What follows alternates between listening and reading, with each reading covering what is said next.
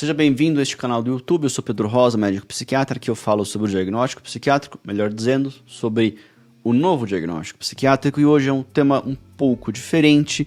Eu vou falar sobre revolução no diagnóstico psiquiátrico com base no que o filósofo da ciência Thomas Kuhn fala a esse respeito, de como que ao longo do tempo, em diferentes ciências, existem mudanças, como é que essas mudanças de paradigma acontecem, se elas acontecem lentamente, se elas acontecem rapidamente, se elas acontecem com revolução, se elas acontecem de maneira paulatina. Eu vou argumentar nesse vídeo que elas acontecem de maneira lenta, mas revolucionária. Não acontecem de maneira rápida, mas acontecem, digamos assim, com uma transição muito relevante de paradigma, de substituição de paradigma, sem que um paradigma se transforme em outro.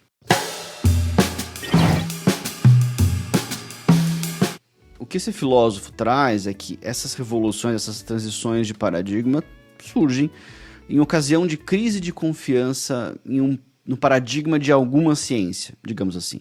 O que Thomas Kuhn descreve é que após longos períodos de ciência ordinária, que seria uma ciência, períodos em que se operou, se trabalhou, as pesquisas foram feitas, as pessoas pensaram sob um determinado prisma. Então, pensou-se sobre psicopatologia a partir de determinado prisma. No caso aqui do nosso diagnóstico, é um prisma categorial. A principal característica é essa, categorias dos diagnósticos. Por décadas se operou sobre essas premissas e que, em dado momento, haverá uma transição. Vai se olhar e perceber que seria relevante pensar, refletir a partir de um outro paradigma, observar esta parte da natureza sob um diferente paradigma, a partir de um diferente ponto de vista. Após esse longo período de ciência ordinária, acontece um movimento diferente. Esse movimento é um questionamento desse paradigma e a introdução de um novo paradigma. Ele chama de revolução, e isso não quer dizer que seja uma revolução violenta nem nada, não se trata, obviamente, disso, mas se trata algo no sentido de que visa uma mudança. É claro que a gente espera que essa mudança seja bem sucedida, o que não necessariamente acontece, mas aqui a ideia é que aconteça, que a gente tenha uma melhora, que a gente traga um paradigma que nos ajude mais, ajude os profissionais de saúde, ajude os pacientes, familiares melhor. Essa transição tende a acontecer porque esse período de ciência ordinária, digamos assim, ele gera dois eventos. Ou seja, existe um acúmulo de problemas de um paradigma. Os problemas atuais do paradigma, eles são amplamente conhecidos, eles não são uma mera opinião minha, isso é amplamente discutido. As próprias pessoas que fazem o DSM, fazem a CID, sabem disso, são profissionais dedicados, competentes. Há muitas críticas a se fazer ao DSM, mas as críticas eles estão ali a serviço puramente da indústria farmacêutica, ou críticas de que ali há uma tentativa de patologizar tudo. Essas críticas, elas são infundadas. As críticas que são fundamentadas são críticas de que as premissas do modelo, elas são falhas, e elas necessariamente vão produzir um modelo falho, que vai, por sua vez, ser usado para produzir tratamentos que são insuficientes. Então, existe uma sequência de problemas aqui.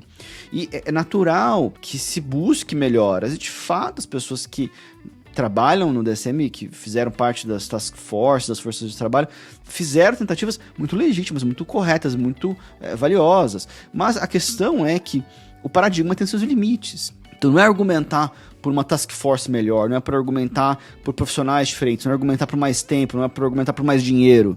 É argumentar por uma transição de paradigma.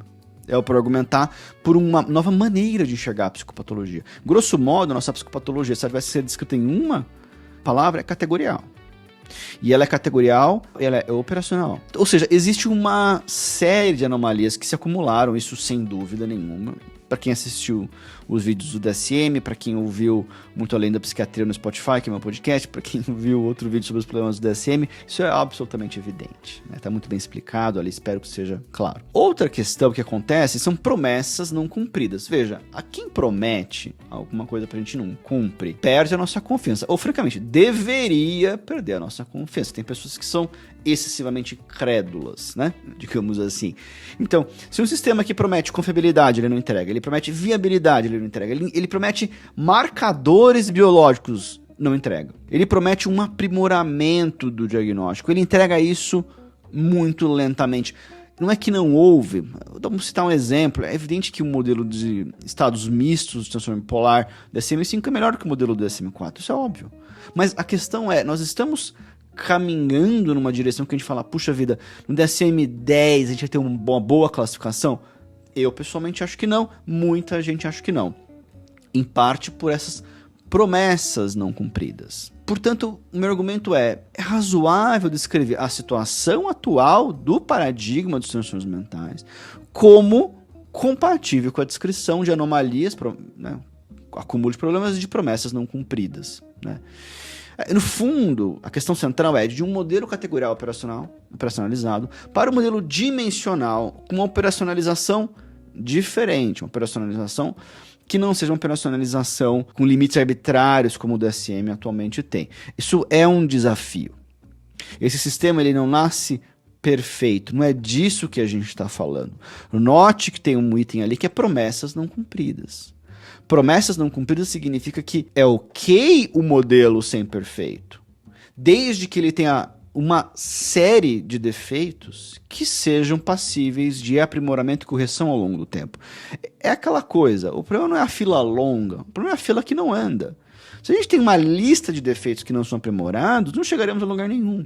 Se tem um paradigma que nasce com defeitos corrigíveis, a gente pode ter a confiança de que a gente acertou o caminho e que prosseguir por esse caminho vai trazer para nós bons frutos. Né?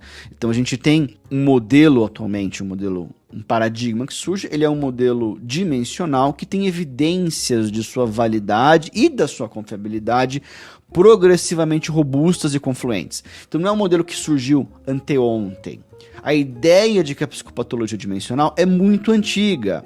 Emil Kraepelin já falava disso. Por favor, assistir aí o vídeo das 4 eras da psicopatologia para saber quem foi o Emil Kraepelin. E tem um podcast do MAP só sobre o Kraepelin. 4 minutinhos ali. Já sabia que o modelo é dimensional. Mas a questão é, tá bom, ele é dimensional, mas como é que eu uso isso? E aí que tá o que aconteceu nesses últimos 20 anos. O modelo que já sabia que era a melhor maneira para descrever a natureza dos transtornos mentais, a natureza da psicopatologia, adquiriu progressivamente uma validade para se articular diante de diferentes outras áreas de estudo, ciência do estresse, circuitaria cerebral, ciência da personalidade, paradigmas da personalidade, assim por diante. E adquiriu utilidade clínica. E já existem modelos sendo organizados para seu uso clínico. Eu não faria um canal do YouTube para falar de ciência básica, não é a minha área, eu sou psiquiatra clínico. Eu não faria um canal do YouTube para falar sobre algo que, puxa, pode ser que daqui a 20 anos seja útil para você. Não. Eu estou falando aqui no canal do YouTube, fiz esse canal porque eu sei que isso é útil hoje. E é útil hoje e vai ser mais útil amanhã, portanto é algo que nenhum profissional de saúde pode deixar passar. Muito obrigado pela sua audiência.